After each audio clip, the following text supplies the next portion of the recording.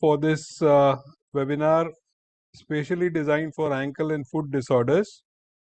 So Professor Kirniko is having 30 years of experience in ankle and foot, and it would be fun and learning experience for us to have his inputs on this disorder.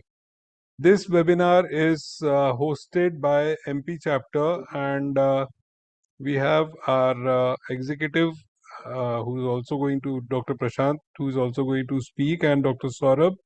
They are going to share their cases. And now I hand over to Shamsul for the formal inauguration and introduction. Thank you, sir, for a wonderful introduction. So, good evening, friends. I welcome you all for today's next series of Asami India webinar masterclass. Today we have stalwarts. We have a renowned Professor Alexander Krenko, as Dr. Jan sir shared with us. He's a senior consultant at Institute. I'll just give an introduction. And as we all know, he's author of the famous book of Elizabeth Technique for Complex Foot and Ankle Deformities. We have read his books multiple times and learned from him. He was born in Rajasthan, Russia on March 28, 1959. And his medical surgeon specialist in orthopedics and trauma. He's been living in Italy since 12 December 92. This is address and email. Regarding his education. Please mutes. Maharshi, please mutes others. Yes, sir. Yeah. Regarding his education, he has taken his medical degree at University of Blagovesensk, Russia in 1982. He has then specialized in trauma and orthopedics from 83 to 85. Has attended the City University of Kurgan, the course of studies in patent legislation. Then from 92 to 93, he studied at the Universidad degli Studi de Milano, achieving a degree in surgery and medicine. And on 92, with the thesis, the treatment of pseudoarthrosis of the forearm. Please mute this. Of the forearm with the Elizabeth method. In 93, he has been certified by University degli Studi of Milan as an orthopedic surgeon. Regarding his past working experience, from 81 to 82, he has worked in the regional hospital of Blagovesensk, Russia as a nurse.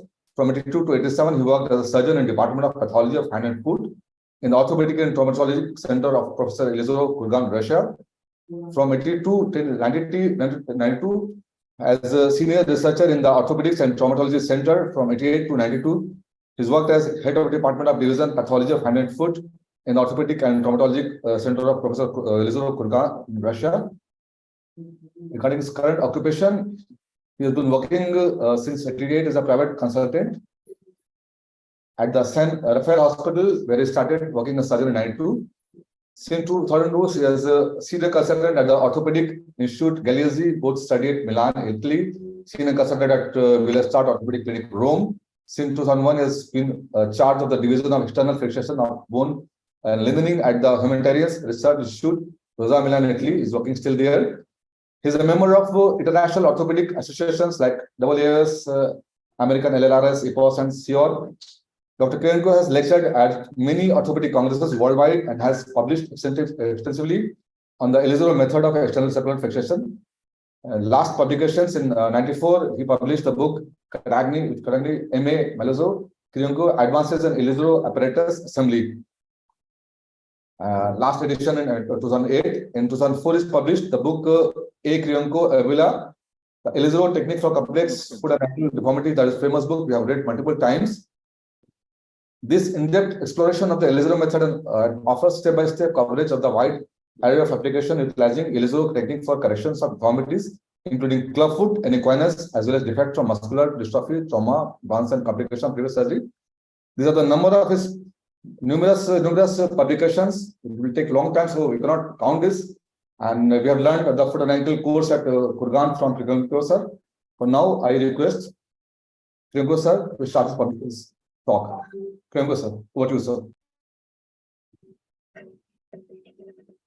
Okay, I go. Okay, now I share my screen. 1 second. Yes, sir. Please do.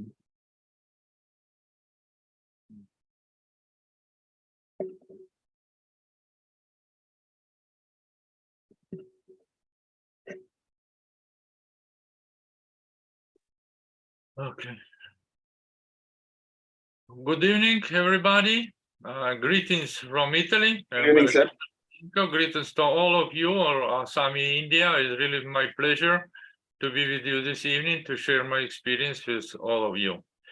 And my presentation will be dedicated to types and planar of the foot osteotomies.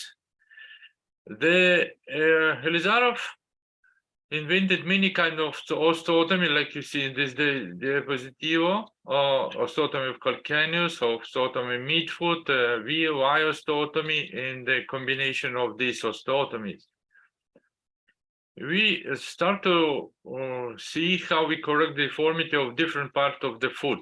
Calcaneus deformity. Calcaneus may be deformed in two planes, a sagittal plane, it may be horizontal heel or calcaneus and equinus. And deformity may be in the frontal plane, like a varus heel or valgus heel. Before doing our consideration, we should see the axis of the calcaneus. You see this model of the bone, and this is right side presentation, that the axis of the tibia and the weight bearing point of the calcaneus is overlapping, but radiologically, the axis of calcaneus is not the same. Axis of calcaneus is lateral. If you look at this presentation of the right part of your screen, you see that radiological axis is 18 millimeters on external. But when we see the axis of the tibia, and we see now on the anatomical cuts of the foot, you realize that slowly we goes down on the cuts of the calcaneus. The more you arrive, you see that the weight bearing point, the weight bearing, that we touch this the sole, that the axis of the tibia completely overlapping of the axis of the tibia. For this reason, we need always realign the weight bearing point with the axis of the tibia. How we do the correction? We talked about varus. Varus deformity, usually it is a little bit displacement in this axis of the calcaneus inclined. We need to put the hinges for correction and the border of the talus, a lateral border. We put the hinges at this point. We do distraction and correction with a little bit of translation of calcaneus. This is how the frame looks for the correction. 2 rings on the tibia, 1/2 ring inclined, like inclined the calcaneus. If you need to do lengthening of the calcaneus because its heel is not so high, the hinges may be positioned more laterally. In this way, we achieve lengthening and a little bit of translation of calcaneus. If we don't need to do lengthening, we put the hinges in the central part of the talus. In this way, we do correction, a slight translation of the calcaneus laterally.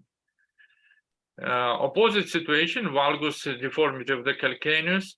We put the hinges in the medial border of the talus, the rings, half ring, calcaneus half ring inclined in perpendicular of the axis of the calcaneus. We do correction on this axis. We do lengthening, triangular shape regenerate, and translation. If you need to do lengthening of calcaneus, the hinges should be positioned much more medially, and we do distraction on the lateral rod. At the end of the correction of the varus or valgus, or it may be necessary to do correction of abduction and adduction. And this frame permits us to do this movement. It's like a rotational device that permits to correct the calcaneus deformity. This is how it looks from in the frontal view. Correction of the equinus of the calcaneus. We do osteotomy of the calcaneus. The hinge should be positioned in the plantar border of osteotomy. We do progressive correction with posterior rod. We achieve triangle shape regenerate proximal, and we do correction. There is no difference. So the line of osteotomy that we do for calcaneus may be a little bit more vertical or a little bit more horizontal. But like you see, 2 different osteotomy, but the result, clinical and radiological, quite absolutely the same. Correction of vertical calcaneus, like you see, the same type of osteotomy, longitudinal rectilinear osteotomy, but the hinge in this situation should be positioned more proximal and the proximal end of the calcaneal osteotomy. And we do compression of posterior rod. like you see in this scheme of the frame. Frame is have a hinge and at the level of the proximal part of osteotomy, and we do compression of the posterior rod of the calcaneus in the destruction of two plantar rods between the calcaneus half ring and anterior half ring. And this is how it looks at the end of the correction. If you need to do lengthening of the calcaneus, we may put this three horizontal rod like a translational device, and we do compression of these rods. In this way, we displace the posterior half ring, and we do lengthening posteriorly. We need to do destruction of two plantar rod between the calcaneal half ring and anterior half ring.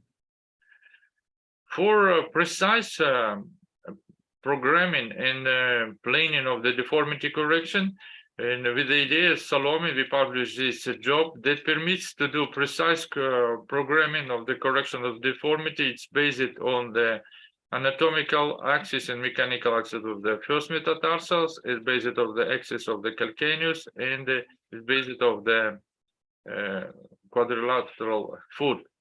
This is published. I explain it better because this is a scheme of correction of the calcaneus deformity.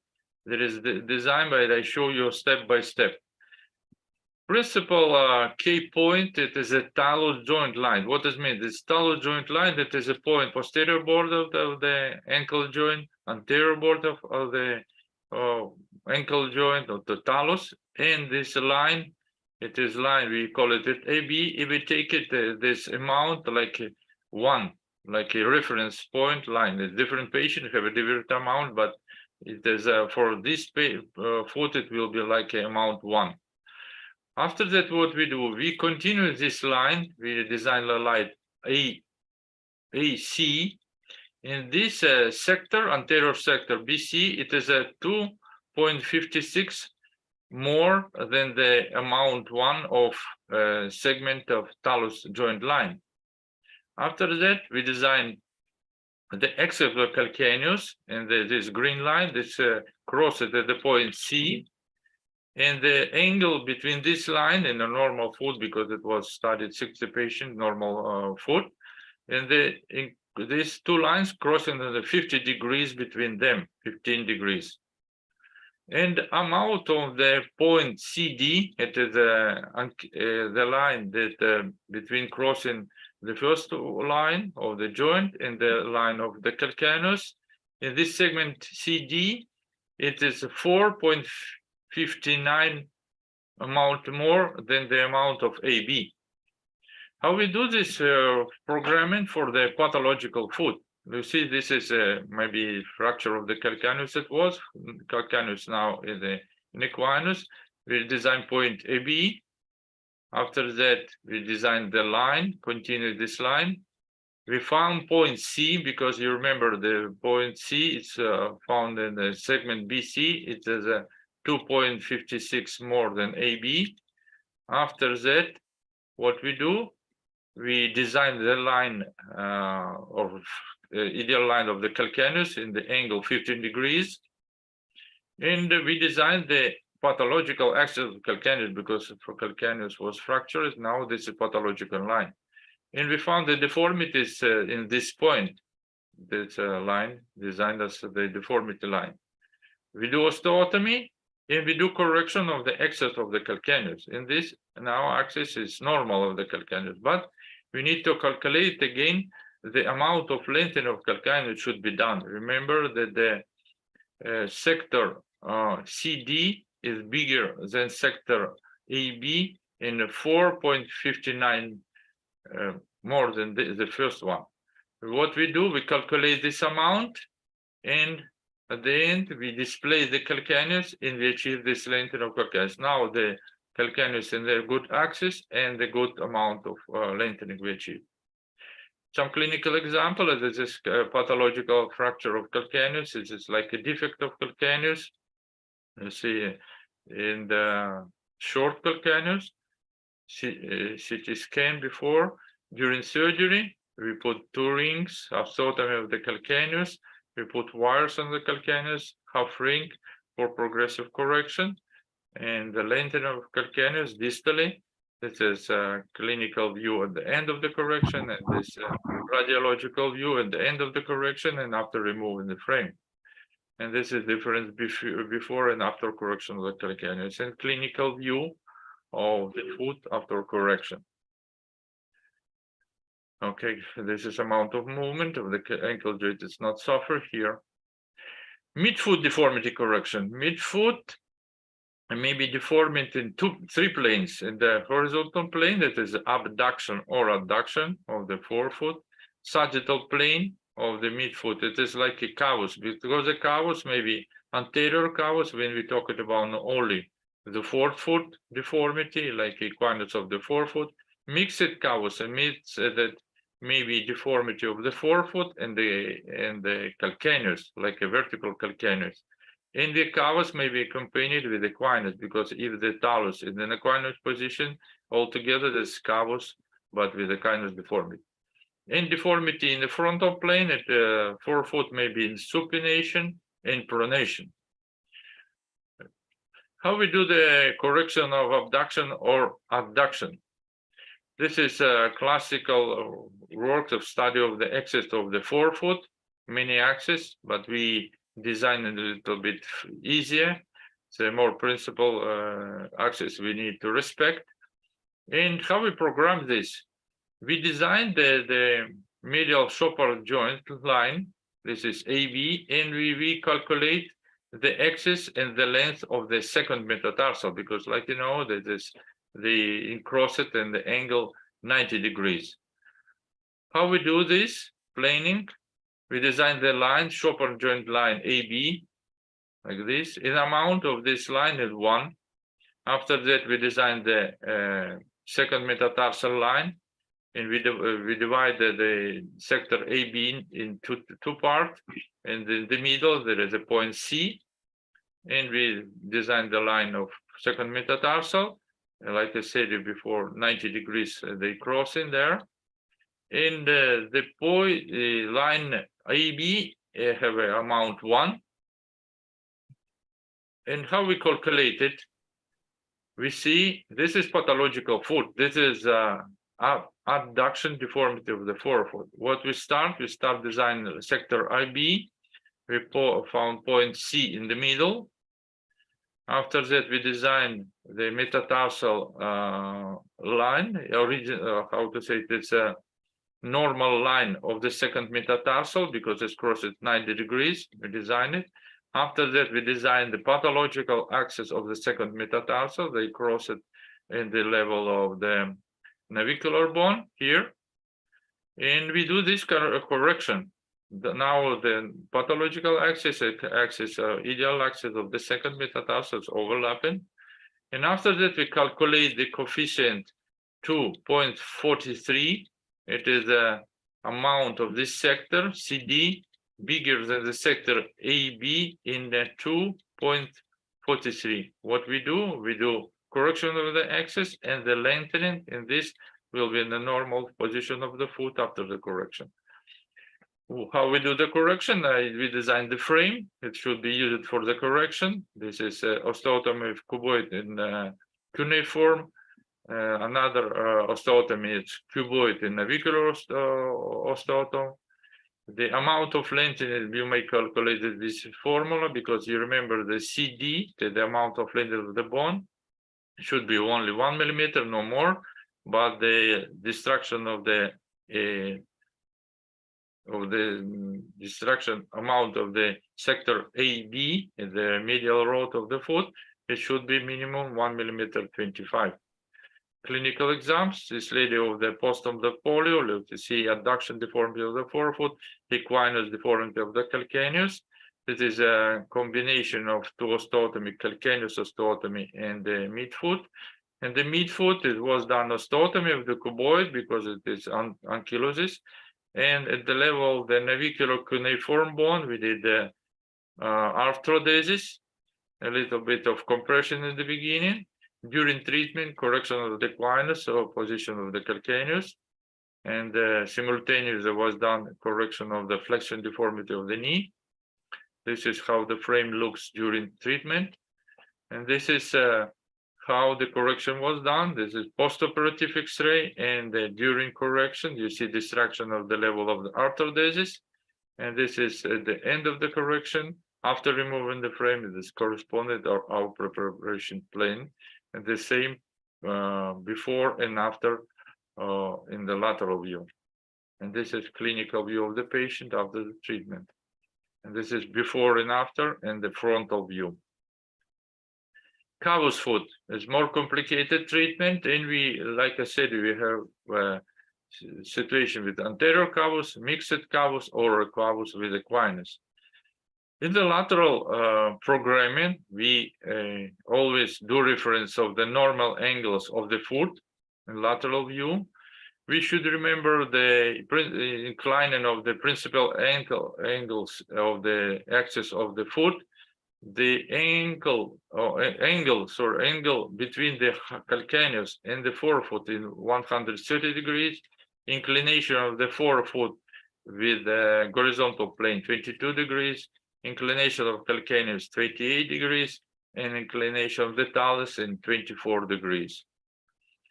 This is again designed to schematically inclination of the talus and the forefoot line. Like you see this inclination and negative because the talus axis is inclined more than the forefoot, but in a cavus deformity completely different.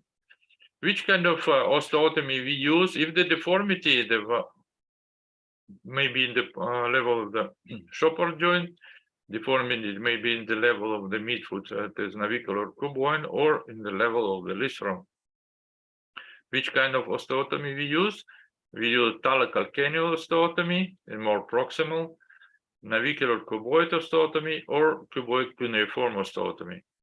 And this is how it looks. We put the hinges or virtual hinges, the level of the dorsal part of osteotomy. We do progressive correction. Another osteotomy is osteotomy cuboid navicular. And the third type of osteotomy is cuboid cuneiform osteotomy. And if you need to do lengthening, the hinge may be positioned more distanted from osteotomy, more dorsal. And this way we achieve the lengthening and the correction of deformity. How we do planing of this? We use the mechanical lateral midfoot angle. You see the joint line AB, the same like the previous we studied for calcaneus. We studied this angle between the joint line and the mechanical axis of the first metatarsal. This angle is 23.6 degrees. The point C is the distal part of the metatarsal, and if you take a sector AB with amount 1, like the previous one, the coefficient between these two sectors, IB and AC, it is 4.3. How we do the planing here? This is deformity of the midfoot, like a anterior cavus or equinus of the forefoot. We designed the 2 points A and B. We designed the line, it is a normal line, in the angle between these two lines, 23 degrees, like I said before. After that, we designed the pathological axis of the first metatarsal. You see here, deformity, we found that at the level of the talus. This is the apex of deformity. We need to do this kind of correction, and we need to do lengthening. For calculation of the lengthening, we take the sector AB, that is 1, and coefficient of AC to AB is 4.3. We do this calculation. We need to know now how amount of lengthening we should do. We do correction and progressive lengthening. We achieve the normal amount of the foot. Some clinical examples. This is young boy. He have a post-traumatic deformity, anterior cavus, because it was a fracture and the healing malunion on the level cuneiform bones. We do osteotomy of these lines, and this is during osteotomy. We put the olive wire inside of the osteotomy to guarantee the destruction of the osteotomy to prevent premature consolidation. During correction with lengthening of the forefoot, this is again lateral view. And this is at the end of the extraction with a good regenerate. And this is after removing the frame. Clinical view, you see correction of the deformity and lengthening of the foot. And this is 1 year follow-up. And frequently, we need to do combination of calcaneus in the midfoot osteotomy. The same we should do the planar of one and another. This is a frame with the use of this combination of two osteotomy, calcaneus at the midfoot. And I show you some clinical examples. This is cavus deformity and shortening of the foot. This is preoperative view.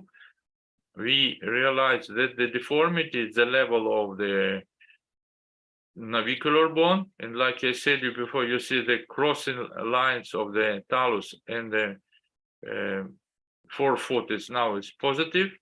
You see normal is like this, but now the blue line, the gray line, they incline it completely differently because of the deformity of the forefoot.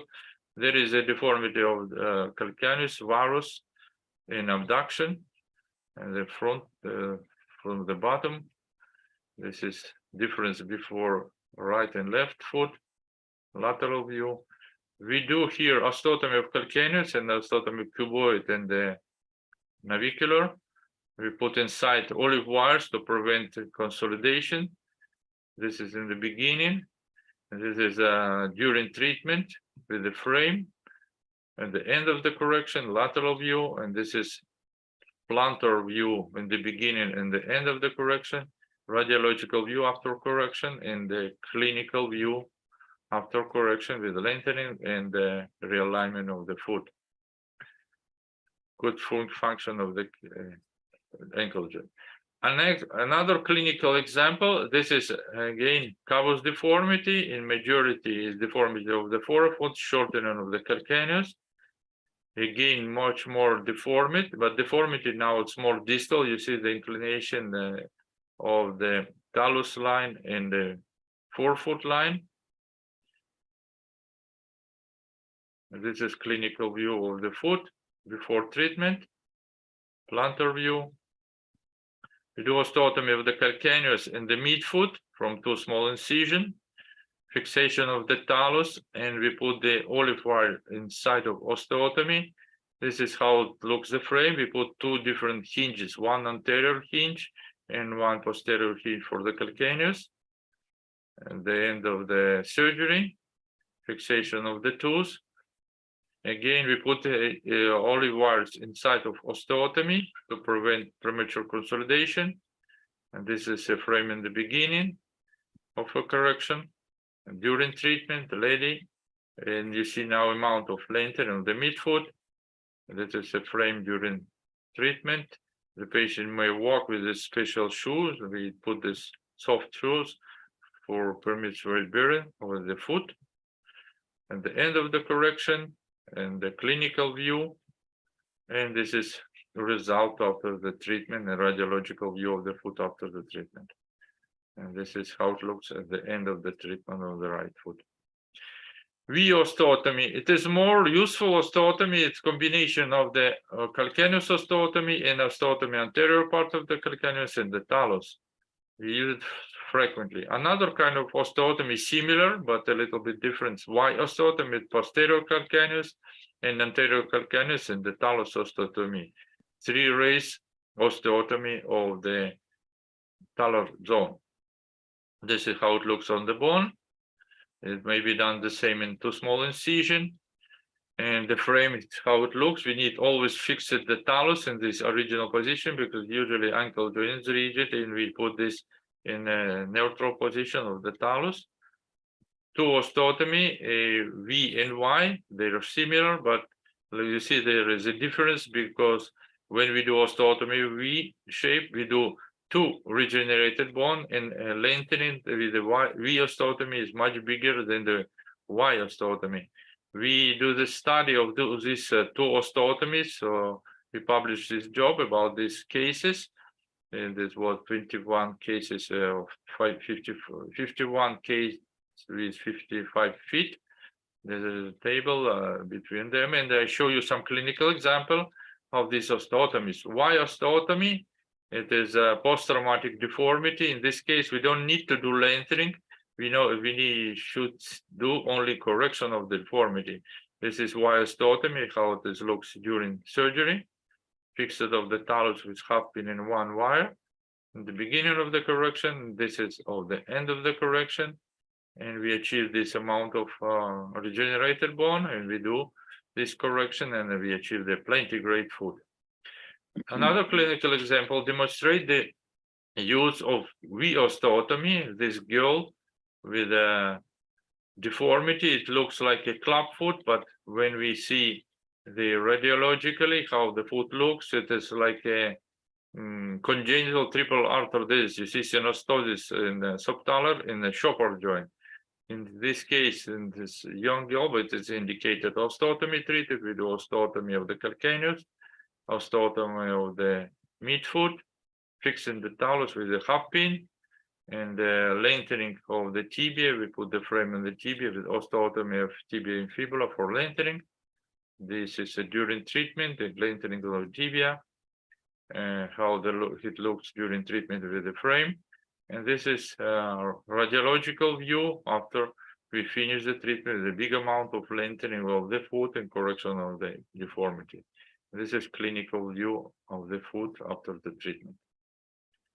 Before and after, and before and after. In one last case, I will show you possibilities of osteotomy. This is congenital tibial hemimelia. The patient was treated before. It was like this when he was born. This a collection of his prostheses he used all his life, and this is how it looks when the patient comes in our observation with the equine deformity, big amount of shortening, and you see this is synostosis between fibula and tibia. It was done when he was young, in arthrodesis of the ankle joint, but deformity in equine was too big. He couldn't use normal shoes, only the prosthesis. And we decided to do osteotomy of the calcaneus, in the midfoot. Here it was one unique piece of bone. Progressive lengthening of the tibia at the same time. This is a frame in the 10 days of distraction, and the progressive distraction and correction of the foot deformity.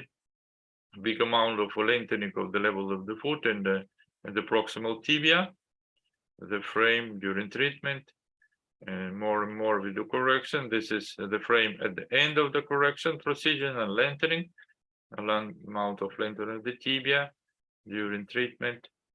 And this is the result of the lengthening, the correction of the foot. It was really good result. Patient really was satisfied. And he used this brace, really good. And this is video if you may see it. But the patient asked me again if it is possible to do more lengthening to achieve a normal foot, and we decided to do it. After 3 years, plus minus, we do another surgery. We do only lengthening of the tibia. We protect the foot. We keep the frame, but without osteotomy, only to maintain the position of the foot. A regenerated bone was not so good, and at the end, we decided to put the plate to maintain the medial part of the tibia lengthening. And this is clinical view, like you see now, it's completely normal foot. We achieve complete equalization of the length. And this is result after 1 year with a good function.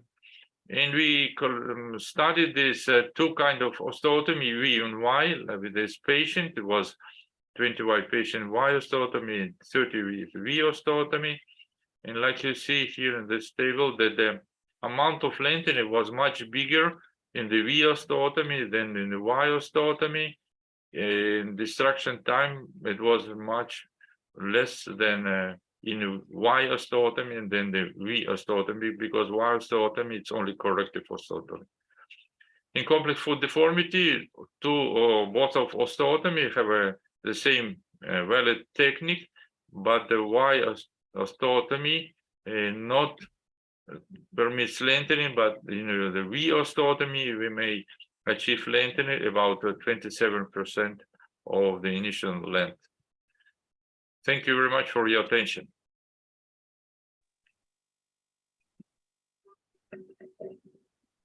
Thank you, Professor, for Thanks. such a nice presentation. And now I invite our esteemed members for any questions they have on this topic.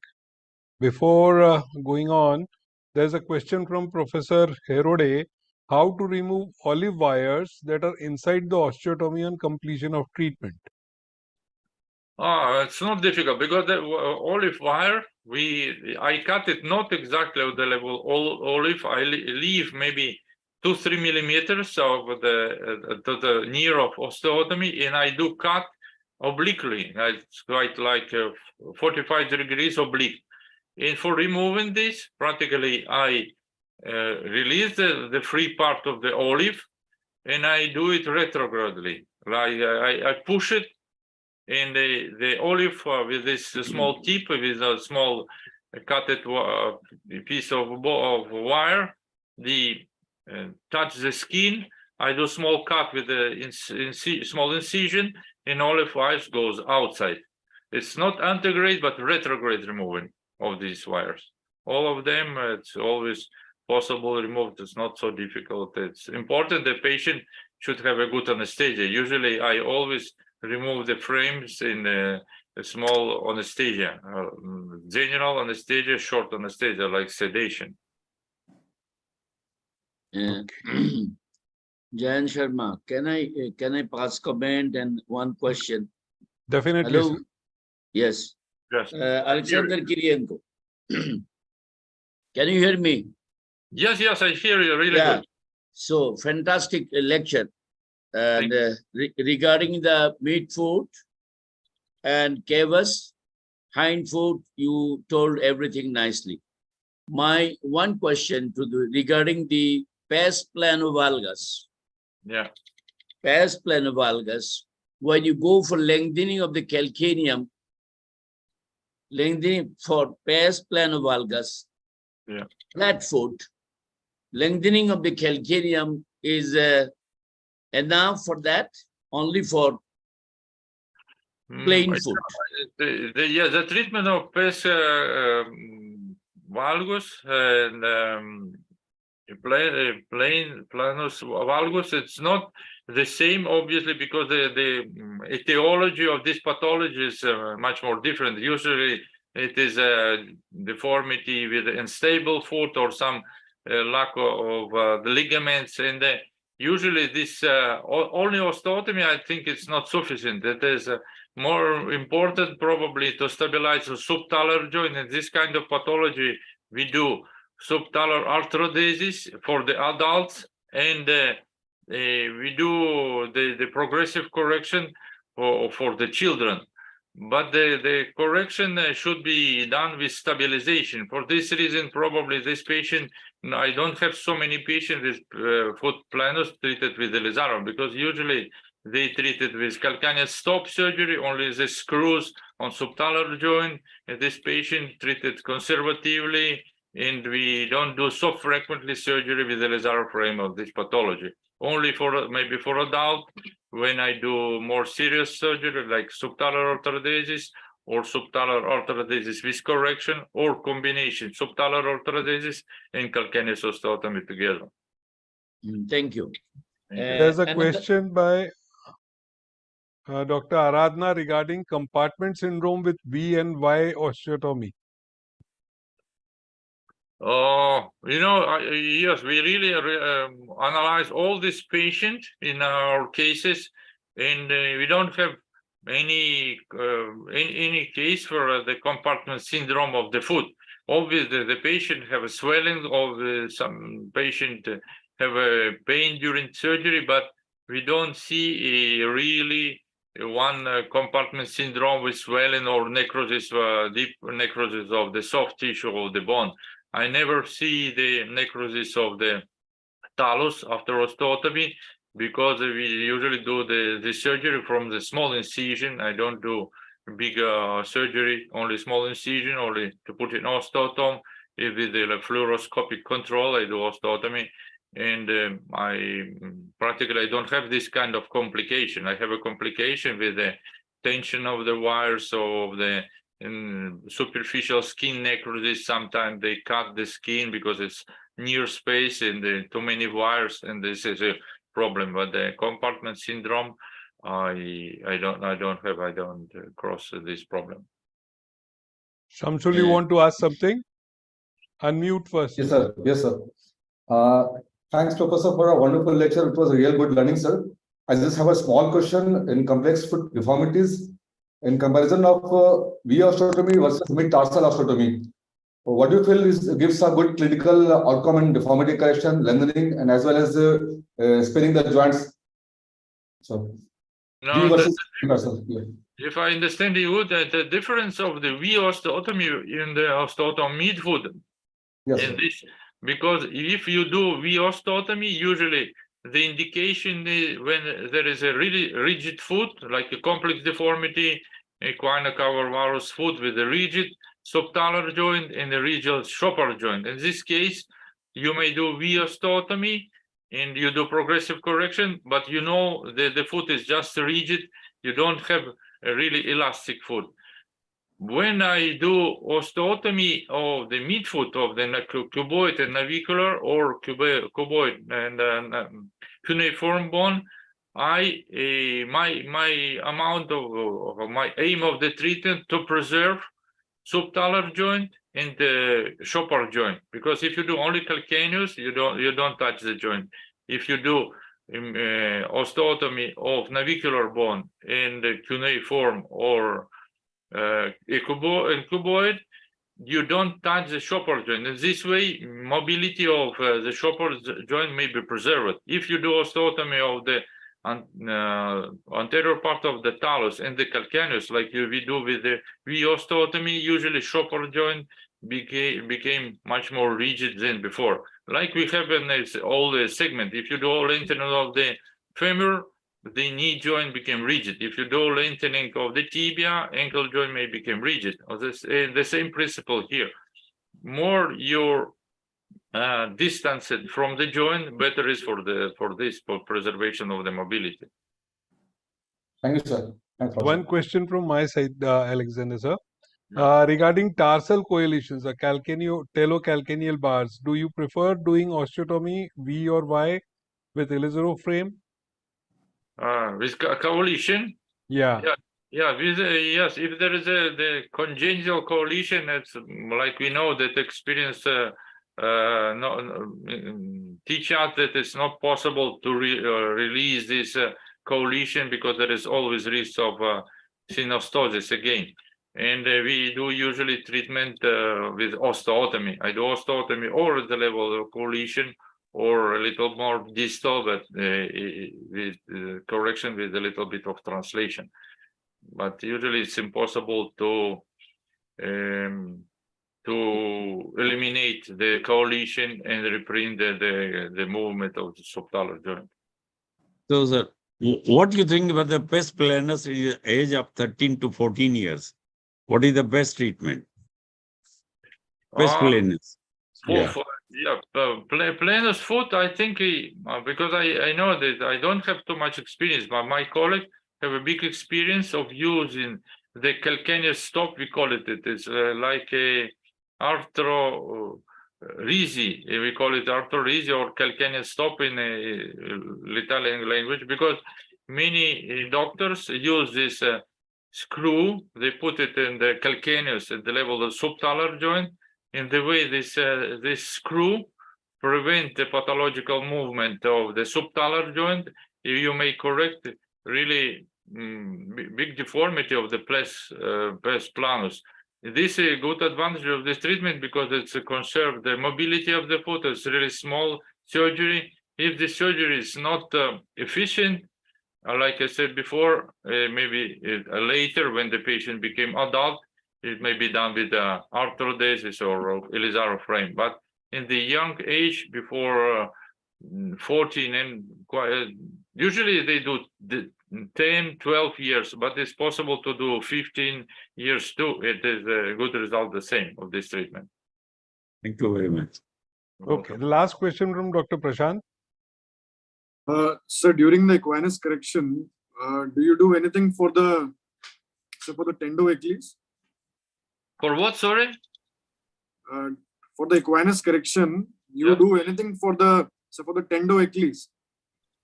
tendon Achilles.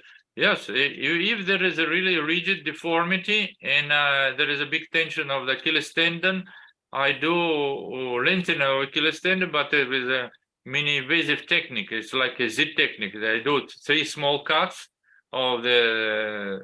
If there is a varus deformity, I do first cut medial, distal. After that, one more, and third cut. And I do just a little bit of correction immediately in the surgery. And this way that the tendon slipping and these cups of the tendon slipping and sliding, sorry. And I do progressive correction again with the frame. I don't do too much destruction of the tendon because sometimes it is a risk of the disattachment, complete disattachment. You should pay attention, don't do too much lengthening of Achilles tendon in one time immediately. But we do always this treatment when there is a tendon good conserved. So frequently we find the tendon that just was operated many times and there is only scars, and it's not impossible to do lengthening of the scars. If there is a tendon, I do lengthening of the tendon. If there is no tendon or just too much scars there, I don't do maybe nothing, and do only progressive correction with the frame. Okay, sir. Thank you. Thank you. Over to you, Shamsul. Thank you, sir. Thanks everybody for a wonderful session. Thank you. Next,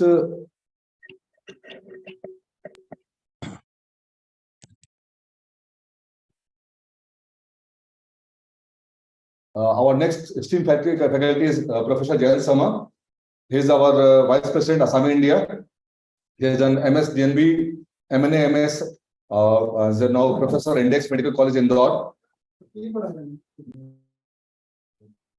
Is a consultant orthopedics and is Vice President, Assam, India. Is Editor-in-Chief of Indian Journal of Orthopedics, IJOS. More than 18 publications and journals he has done. 3 books he has written. He's authored 3 books. Number 1, Examination Secrets. Number 2, Essential Guide for Practical Orthopedics. And number 3, Basic Principle of Elizaro Surgery, second edition. He has more than 30 podium presentations as faculty and has done MS, TNB, and FNB examination since last 14 years. He's a gold medalist in MS, PG, state paper, presentation, and free paper. And today is going to talk on role of just fixator and neglected resistant CTV stepwise correction. Over to you, Jan sir. Thank you, Shamsul. I'll share my screen.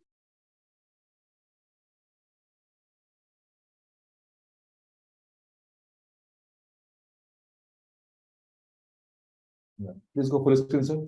Yeah.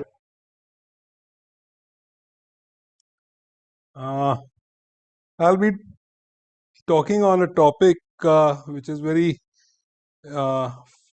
favorite of mine, because neglected resistant clubfoot and treatment with Jess fixator was what was taught to me during my postgraduate. The picture on the left side is of Dr. B.B. Joshi, who devised this Joshi's external stabilizing system, which also works on distraction histiogenesis. The goal of treatment of clubfoot deformities is to obtain a full and lasting correction. The patient should have a functional, pain-free and plantigrade foot.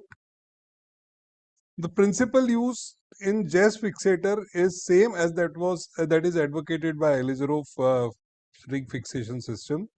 The physiological tension and stress applied to the tissue stimulates histiogenesis, controlled differential distraction. The importance over here is a controlled differential distraction, which is different from the routine differential distraction, corrects the deformity and realigns the bones. The component of the deformity in the clubfoot are in the leg, the hind foot and the forefoot, and CTV correction involves correction of these 3 blocks, the blocks of leg, hind foot and forefoot. Usually distraction corrects only one axis, whereas differential distraction can correct 3-dimensional deformities. Jess helps in maintaining both median and lateral columns in a differentiated manner. It prevents crushing of the articular surface. It eliminates pre-existing contractures of the soft tissue and realigns the joint to establish the plantigrade foot. So the schematic representation of how this is done is just fixator application, then distraction phase, then for 1 week do manual repositioning, complete the correction, remain in the holding phase for 3 weeks. The instrumentation used are the distractors like this, the connecting rods, the Allen keys have to be there, the clamps, Z bars and L bars and K wires, their use would be detailed in the next slides. So the first wire that is to be passed is a metatarsal K wire. It is a first one is a transfixing K wire passed through the neck of first and fifth, only first and fifth metatarsal from lateral to medial side. Then you add 2 additional parallel wires, one going from first to third and second from fifth to third. The distance between the metatarsal wire is kept 2 to 3 millimeters more than the distractor's distance. Now we place calcaneum wires. First 2 parallel wires are passed through the tuber of calcaneum, and then 1 additional half pin is passed from the posterior aspect of calcaneum along the long axis. Then we use 2 L rods to connect these calcaneal wires. Like you see over here, this is a L wire which is connecting that parallel wires with the long axis wire. And similarly, L wires are attached over here in the metatarsal areas for fixing of the distractors. The calcaneometatarsal distractors are then attached to the K wire on each side. Then you pass posterior transverse rod attached to the posterior calcaneal half pin and to the posterior L of the L rods. These are used for putting a foot plate for preventing the contractures of the toes. Now the tibial wires are placed, 2 wires 1 finger breadth apart. Wires are passed from lateral to medial side. Wires are kept 2 to 4 centimeters apart, and depending upon the length of the middle segment, Z rods are applied. Sometimes you can add one more extra wire in the tibia if the bone is of very good quality. Then creation of holds and connection between the holds, 2 Z rods are attached, wires are pre-stressed, 2 transverse rods are again attached over here from anterior to posterior side. The tibiocalcaneal distractors, these ones, are applied on each side corresponding to the transverse rods.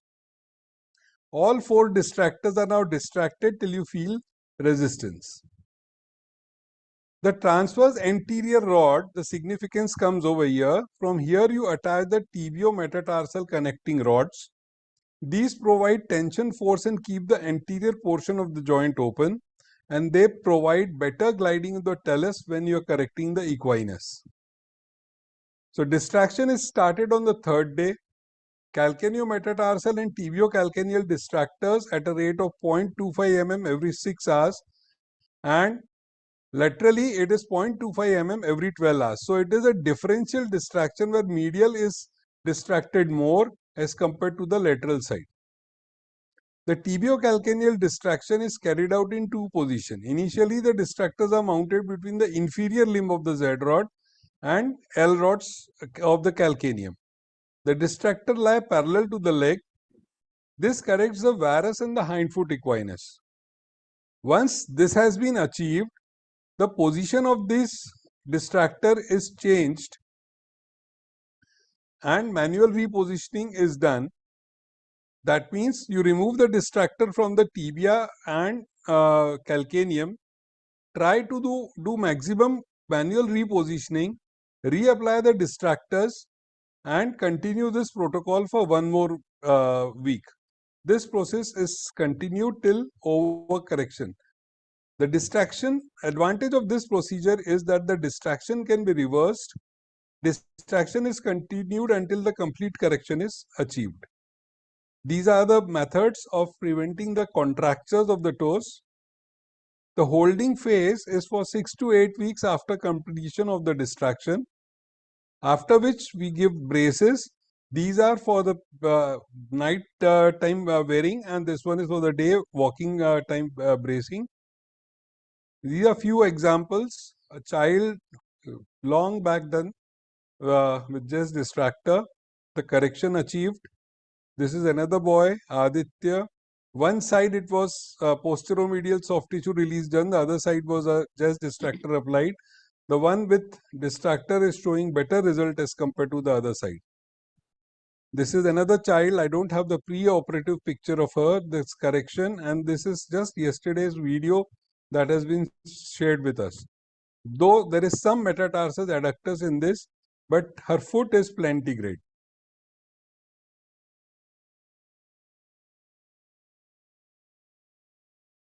Another patient, this is quite an older child, around 11 years, and the correction that could be achieved was quite satisfactory.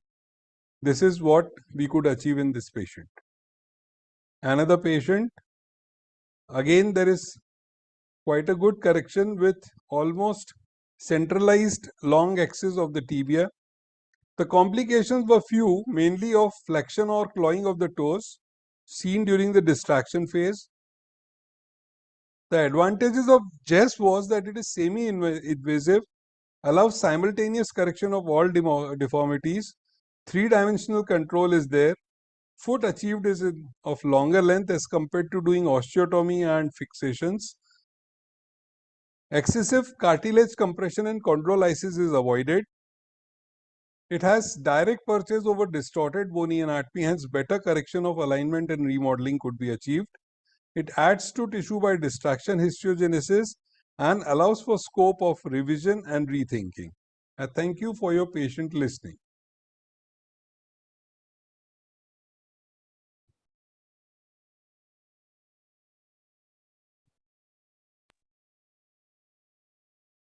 Yeah.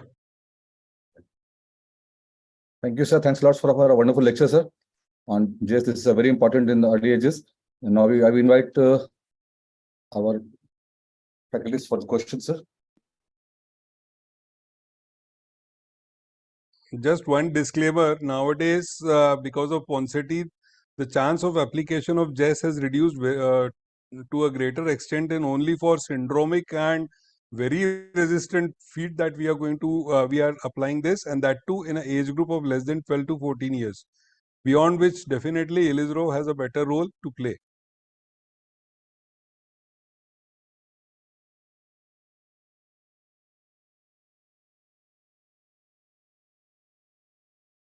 Any questions for the panel, please?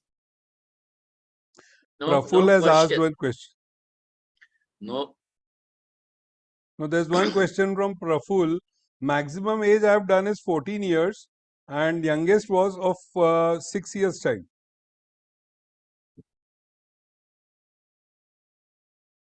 Can I ask one question, Jayan Sharma? Very good Yes, lecture. yes.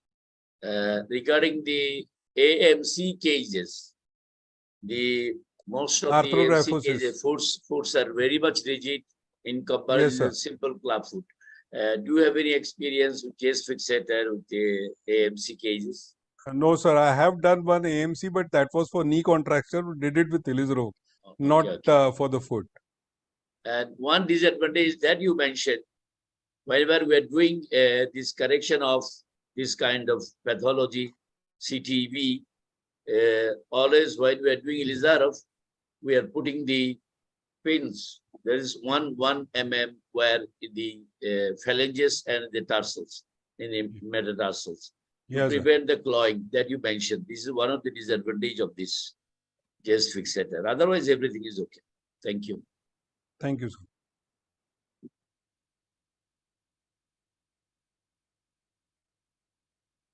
Hello, sir. How early do you recommend? Say 7 or 8 times POP has it corrected. Yeah. How younger early it can be applied or you recommendation? So I have done one patient of 6 years. Before that, I have not done it. Again, before going for JES fixator, I have definitely given a chance of re-Ponseti application, but of not much help. So then instead of going for PMCSTR, I tried going for a JES, and the girl's video that you're seeing is of that child itself. She's now 9 years of age. So it's 3 years after the correction.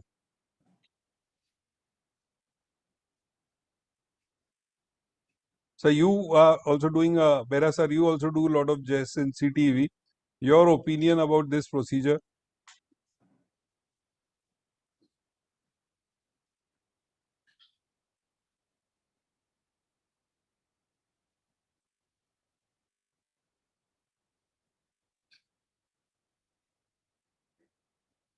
Okay, Shamsul, next. Yes, sir. Even sir, I'm doing a lot of JS. I'm getting very good results in younger ages, sir. Jan, sir, less than 5 years. They're giving wonderful results, sir, in JS. Sir, please unmute, sir. Please unmute, sir. There's a thesis going on in Jaipur, Pondicherry on JES in resistant and neglected CTV. I thought it has become obsolete procedure, but no, Right. people are still doing it. Yes, sir.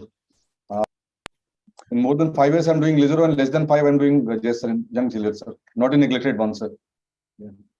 So, sir, shall we move to the next part, sir? Yes, sir. Yeah. So, I think so. Meanwhile, I'll try contacting Saurabh. He was in an emergency surgery. That was what message I got. I'll just catch okay. up with him. So next we have Dr. Prashant Upadhyay. We have his case discussion.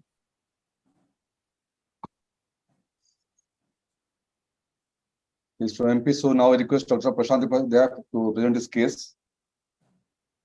Yeah. Good evening, everyone. I'll be sharing my screen now.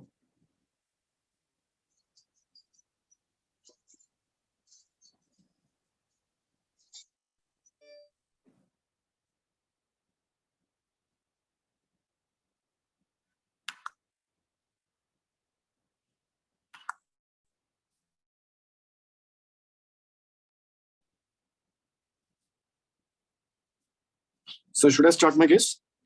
Yeah, please do. Okay, so a small history that I'll be giving about my case is that this was a young girl around 24, 25-year-old age. She met with an accident in RTA. After that, multiple operations were done. Some vascular surgery was done. Then flap was done, which was rejected. Then skin grafting. The ankle at the tibiotalar joint was subluxating. So the surgeon applied K-wires to stabilize it. After removal of the K-wire, this was what the ankle looked like. It was into equinus, into varus. The heel was in varus, and there was only a jog of movement that was present at the ankle joint. So it was more of a fibrous ankylosis, and this is how the foot looked like. There was only a sort of a skin which was there on the bone. The ankle was in equinus, almost 180 degree of equinus. The forefoot was pronated compared to the hind foot, and there was a hind foot varus. So the deformities that have to be taken care was a hind foot varus, forefoot pronation compared to hind foot, and ankle equinus. Along with that, the skin condition was very bad. It was only the skin which was just adhered to the bone. So while doing this case, I was very much afraid that should I give an incision or not? Should I use a Shan's pin? Should I use an olive wire? So treating this particular case as a more of a neglected CTV, more of a contracture,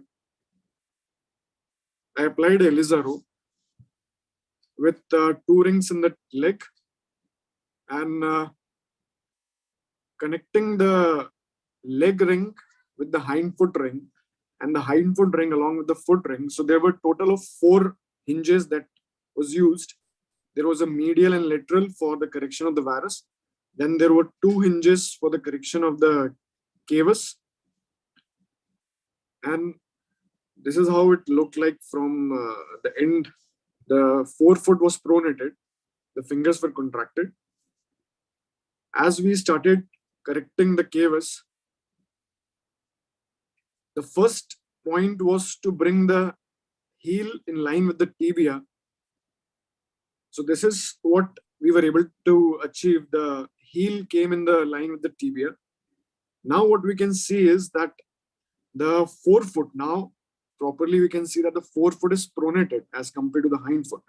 Now the second thing what has to be taken care of was the correction of the equinus. At this point, the equinus has to be corrected with the motor unit that pushes the hind foot ring in a way that it makes an arch. Which we don't have to push the ring, because if we are pushing the ring, then it will distract the ankle joint. To correct the equinus, we have to push it downwards in a way that it makes an arc, and the ankle makes an arc and it comes up. So there is a motor unit which is applied in the line of the leg. If we see on the right side, there is a motor unit in the line of the leg, which is also seen on the left side. So that motor unit, it is pushing the hind foot ring, and also one rod which is connected on the foot ring, which is pulling it. So there are two forces that has been applied here.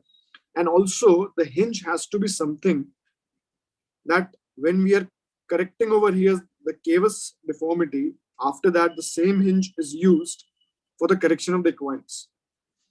So now one rod which is pulling the forefoot ring, and the other which is pushing the hind foot ring. With time, this is what I was able to achieve. The fingers were going into clawing. So that has to be corrected. Posterior capsulotomy was done. The tendons were released. Now at this stage, after correcting, after almost getting the foot in a dorsiflex position, the second thing that has to be taken care of was the correction of the forefoot pronation as compared to the hind foot. So for that, the two rods were connected that were using as a twisting way. So the forefoot was brought into neutral. So this is what I was able to achieve. At this position, the fixator was removed. This was somewhere in the middle of the operation. And this is after removal of the fixator. This is few months after. The foot looks almost identical, normal, and also the patient is able to wear the footwear now. She's able to walk on it. The foot looks almost similar to the other one. This is the X-ray in the end. So from the left side, which is the AP X-ray, the foot which was in varus, in cavus, the AP that I was able to achieve, it's almost the axis which we can see is almost straight in AP.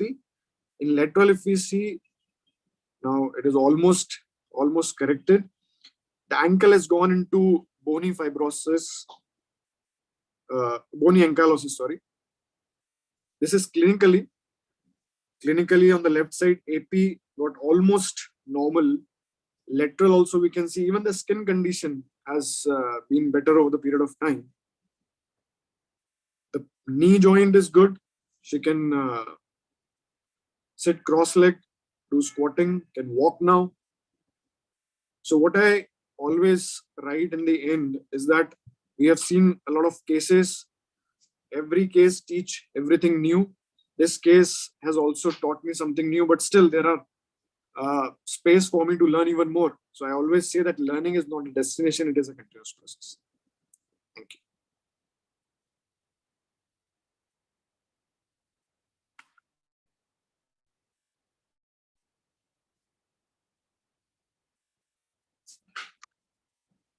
Comments from Professor Clinico. Oh, no, the compliments. The case is really complicated, really difficult. Now, I want to ask you, but why? Because I usually prefer to fix the tooth in the first surgery. Why you prefer don't fix the tooth with the Kirschner wire just in the beginning? Because in any case, during correction, the tooth goes in the flexion, and it became difficult to to correct it, reduce them, and sometimes there is a risk of dislocation of subluxation. What do you think about this? Yes, this is something that I have learned from this case, that I should have fixed the toes because the third and the fourth toe, they have gone into subluxation. Okay. Bari Bari sir, sir, unmute. you need to unmute. Microphone. Unmute you. Bari sir, you need to unmute Question. yourself. In every case, see, foot deformities, in every case, most of the cases, I always put the, depending on the age of the patient, 1 or 1.5 kVers. So 1 kVers, all the fingers. If you go for distraction for the backside, you are making clawing. To prevent that, it is very easy. Initially, if you could do that, and you could, kavas correction, you could put a bar, then you will get a very good kavas correction, bar from the medial side, and putting the wires in the toes. Otherwise, your case is very good, and you could show the movement of the ankle joint. And you have done good job, but only the putting the The toe wires. yes, wires. It gives very fantastic result. Prevent all the time. It is always better to do that in these case, deformity cases. Yes. Cavus, equinus, equinocavus, always. Thank you. Thank you, sir.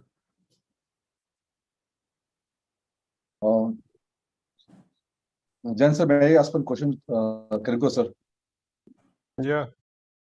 Sir, Krenko sir and Baris sir, regarding in comparison with pediatric and adult case of club foot, we have been using JS in less than 5 years and Elizoran more than 5 years.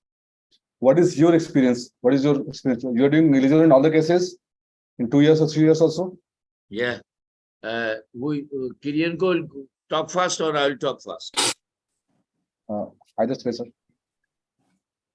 Sorry, I don't understand. No, usually I do surgery for the children starting from 5 years plus minus, because in the before this age, 2 questions, because if before they usually treated with consentimated plaster cast or some medial release with open surgery, and another thing that the much easier, I think, to do the treatment the children of the age of 5 years, because they contacted, they don't cry always.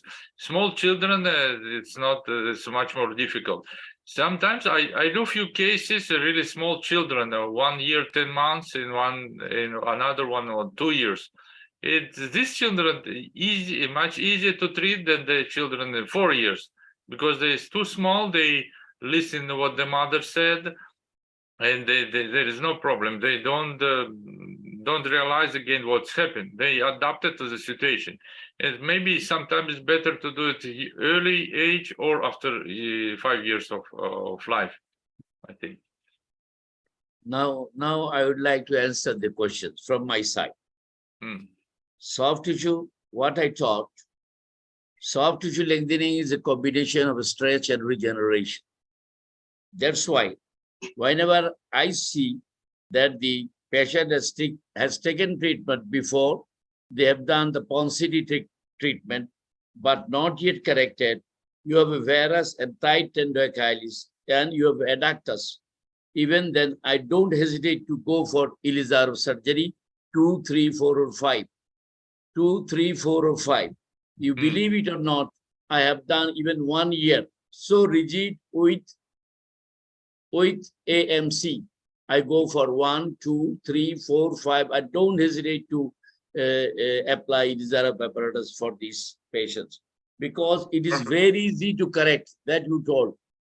Very easy to correct, and you have a very fantastic result when you go for before 5, even then 3, 4, 5. I don't hesitate.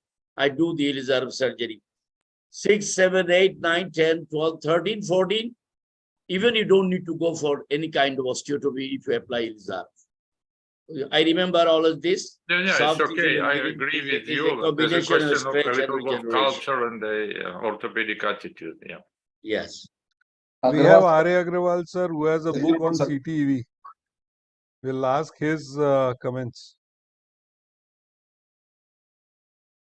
Please unmute, sir. Agrawal, sir, please unmute. Sir, please unmute, sir. Agrawal, sir. Okay. Yes. Actually, in the club put, basically the principle is in the last, after 15 years to do the osteotomy, or in the cases of neurogenic foot, we have to do the osteotomy, otherwise the recurrence is very common. And before that, we do plantar fasciotomy, VY-plasty, we never open the tendo-Achilles. And by that, gradually we correct the deformity, and we want to bring to at least 30 to 40 degree of the abduction. So after 14, 15, after maturity, we need osteotomy. Otherwise, we do not do any osteotomy. Except with the neurogenic foot, we have to do the osteotomy. Agrawal, sir, do you prefer doing Elizero in younger children also, 4 or 5 years? Because below 5 years. Sometimes the deformity is very severe. Yeah. So even we are doing at the age of 2 years. Otherwise, before 3 years, we should not do the Elizera, but sometimes we need it. Even in the Kurgan, I found they are doing the 2 years child. So we need when the deformity is not corrected by the plaster, we have to apply the Elizera. Jen, sir, your opinion about in this age, Jess versus Elizero in fertility cases, sir, below 5. Like, I usually get patients from the rural background, and teaching them Elizarov distraction was comparatively difficult as compared to teaching them how to use a Jess distractor. They don't have to use a spanner and all, and which has to be distracted how much. So for that reason, for rural patients, I definitely prefer going for Jess fixator. And if they have really undergone 2 to 3 cycles of Ponseti without any good results, then only I go for Elizero. Jess. For older children beyond 12, I'll definitely go for a Elizero fixator. Dr. Jand, actually, in some cases of the camps, we have applied the Jess fixator. And Yes, sir. after that, we found that all were recurrent because in the Jess fixator, you make the foot into neutral position. It's very difficult to make them 30 to 40 degree of the abduction. So ultimately, when we have the 20, 30 cases of the Jess, then we found that every case has got the recurrence. So now we are not doing the Jess because we cannot produce the 30 to 40 degree of the abduction. Second thing is just you do not do the VY-plasty tendo-Achilles stenotomy. No. So that deformating force exists. And we have studied that in all the Jess cases, we got the recurrence of the deformity. So now we have left the chicken and we are doing only Elizero. Shamsul, your Yes, sir. experience? Amir, sir. My, sir. So you're asking me, sir. Yeah, your experience. Do you find Sir. recurrence in your cases? Because Sir, nowadays, sir, there is a uh, change. Once yes, you sir. have got the neutral, you remove all the distractors, do overcorrection, and then apply a distractor, do 7 days of further distraction in abducted position. That is the advantage of the newer assembly that we are getting from UMAX. Right, sir. Right, sir. I really agree with you because in younger children, less than 5, I've been doing just regularly and the results are fantastic. There is no recurrence as such. Above 5, I've been applying Elizero. Amir, sir, your opinion, sir. Yes, I have done even less than, say, after 1 year, say 6 to 7 times plaster. If the foot is not corrected, I don't hesitate to put the Jess. Okay, that makes life easier because the parents cannot go on, say, I even 14, 15 times I have seen some patients are put on plaster, but after five times, I never go for the plaster. So that's number one. Number two, the J's, for the J's, I have good, no recurrence. I have rather whatever correction, actually, that is very much plan. What Dr. Sharma said told, after the removal of this, you will see the surprise in it that what the correction you have got in the frame, that is much more supple and you can correct it in the better position, put a plaster very nicely. So that gives a good result. Third thing, just one thing modification I do not lock the calcaneum with the wire from the posterior aspect. With the Matthew Varghese teaching that calcaneum is to rotate. So if I fix it with the third wire, from the posterior aspect, that will hinder. So I keep it loose and then only during correction of the equinus, I tighten it. Okay, sir. These are my minor modification by I have to study. Okay, sir. Yeah, sir. I tell you, in the chess, everywhere it is told you have to fix the calcaneus and do the deformity. It's not following the Ponseti principles. Right, So sir. we have recorded that if in some cases we have fixed the Ponseti, so there was a recurrence. So first he says we put the olive wire in the talus, and after that, even sometime I am trying to put that into the jest, because but jest is without calcaneus fixation, you cannot do the jest fixation. So we are now not preparing that because it's a Bonsetti principle. As soon as you do the abduction, the talus calcaneus is moving from the internal rotation to external rotation, and from varus to valgus. Two motion takes place at the calcaneus. External rotation and the from inversion to eversion. So I don't know how you do it, but I am not successful in the chess. Just sir, one thing to supplement, sir, with the manual plaster, most of the part of the some part of the deformity and rotation is corrected with the positive principle. So the resistant part is taken care of the chess. That's I think that's why it works better. I tell you what is the principle of the chess. You do the destruction and the soft tissue becomes supple. Again, do the plaster and whatever. That is the principle. I like that. The principle is just you make the soft tissue supple. Right, After sir. making the neutral position, you do the plaster in abduction. Again, repeat and repeat. That is the That principle. is what Amiya sir is saying, that you get a better supple foot, Yeah. and then you Yeah. can do Yeah. manipulation with Ponseti again. Yeah, yeah. Right, That's sir. it. Right. Agree, sir. And it's surprisingly very supple and gets corrected. Thank you. Yeah. Dr. Prashant, how difficult have you been handling such bad trauma cases, the skin conditions? The skin condition is very bad.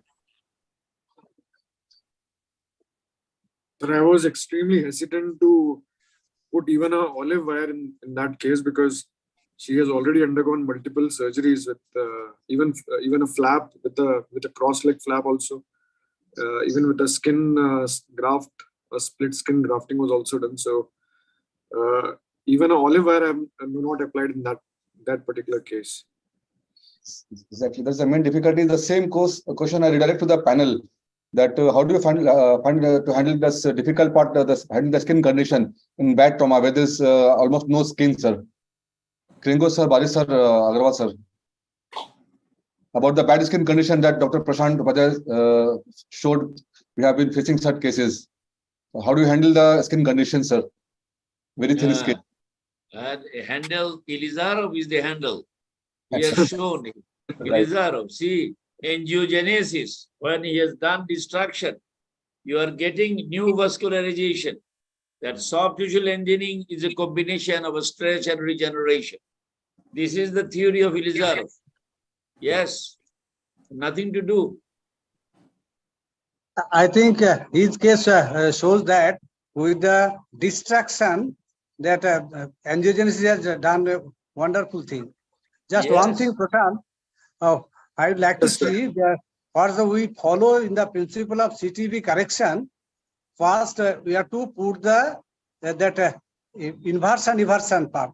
So rotation to be corrected 4 foot. Then you could have done that. That's the could have been, might have been better. Okay, because otherwise you will putting wrong staging in the wrong way. Okay, what I got that 4 foot should be aligned with the hind foot, the rotation of the plane.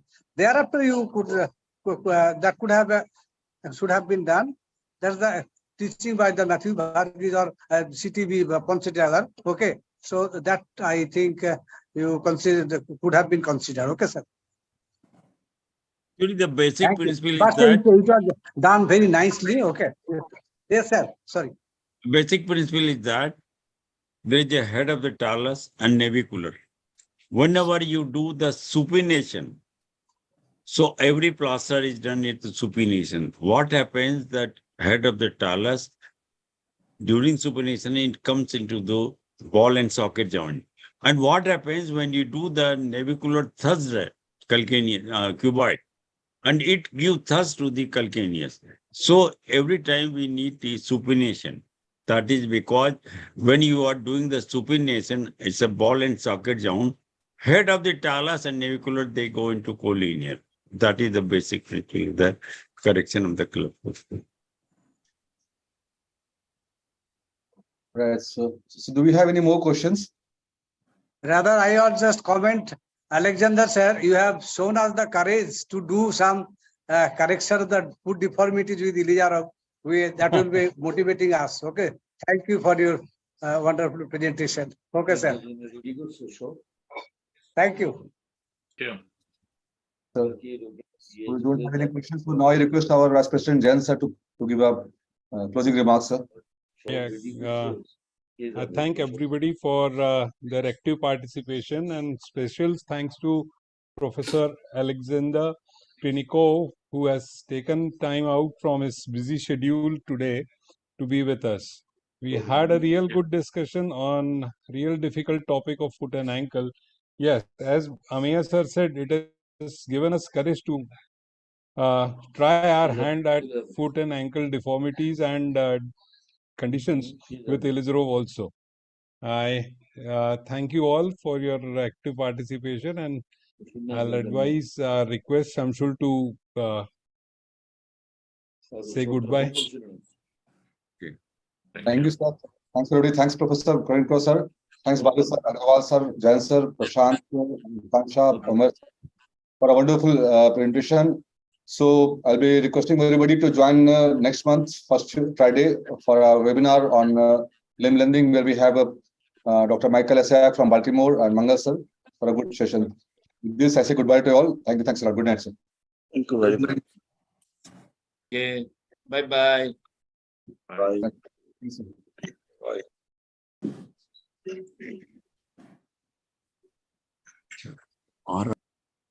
Hello. Maharshi, can we stop? Fracture बताओ ना फिर